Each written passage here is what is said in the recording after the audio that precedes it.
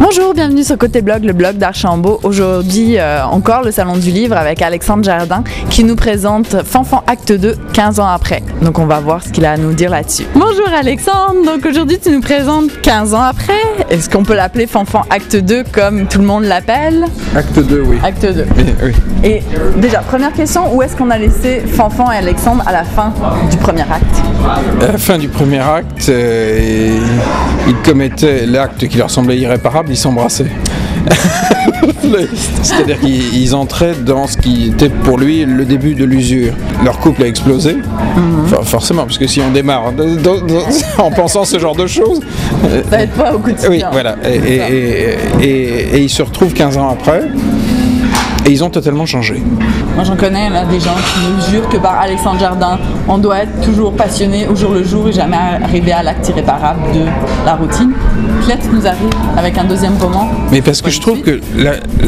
mais justement, je voulais contredire Fanfan. Okay. J'étais plus d'accord avec ce roman. Je pense qu'il y a un érotisme au quotidien qui peut être 10 fois plus cinglé que celui du début. C'est beau, ça laisse de beaux présages. Oui, mais c'est ce que je pense. C'est pour ça que j'ai écrit ce livre. En plus de les retrouver changés, mais on retrouve quand même leur essence. Là.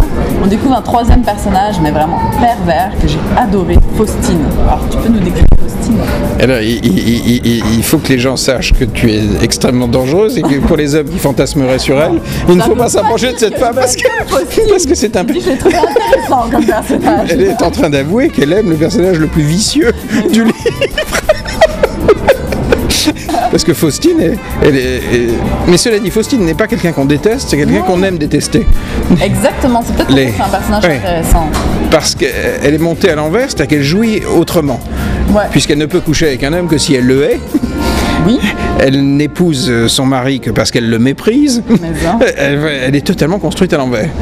Et elle va empêcher pendant 350 pages Fanfan et Alexandre d'entrer dans une vraie féerie. À la fin du livre, on n'arrive plus à savoir qu'est-ce qui est vrai, puis on a envie de croire que cette histoire elle est vraie. Mais je voulais justement qu'on hésite tout le temps. Mais je voulais qu'on en sorte renvoyé à sa propre vie. Est-ce que si possible, on pose le livre et qu'on se mette à fonctionner comme les héros du livre. Oui. Je déconseille à tout le monde de faire exactement comme le héros. Et je reçois des lettres absolument incroyables de gens qui me disent « J'ai essayé, elle n'a pas voulu. » Et toi, avec ta plume rose bonbon, tu dois faire grincer des dents? Je l'espère. Je suis conscient de sortir un roman qui va totalement à contre-culture. Les gens se marient ou entrent en couple avec l'idée que le meilleur est derrière eux. En Occident, c'est ça. C'est un truc de fou, quoi. Pour le pire et pour le pire. Oui, en gros, oui. Et moi, je ne suis pas du tout d'accord. Je ne veux pas vivre dans une époque comme ça. Je tiens à ce que ce soit féerique. Ok. Qu'est-ce que tu prépares à ta femme au retour de la maison, quand tu retourneras? Alors, je n'ai pas préparé au retour. Et comme je suis à Montréal, oui, j'ai préparé des choses pendant. Ok. Elle a tout un programme qu'elle est en train de découvrir depuis 3 jours. D'ailleurs, je regarde, dans une demi-heure, elle a une scène folle qui va démarrer. Justement, le credo du livre, c'est plus l'amour pour toujours, qui serait cristallisé, mais l'amour tous les jours alors. Ce qui me paraît nettement plus ambitieux. C'est vrai. Nettement plus... Enfin, c'est un défi beaucoup plus fou. Je crois que c'est très très très très fatigant, c'est de s'emmerder. C'est la déception. Oui, c'est très long. La déception, c'est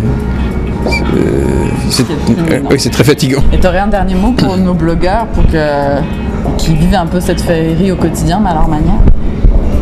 Alors, comme je suis dans un pays de fous, intéressant, on l'aura dit, extraordinairement créatif, s'ils viennent sur ce site, qu'ils racontent comment ils enchantent le quotidien, leur quotidien. Racontez-nous votre quotidien féerique.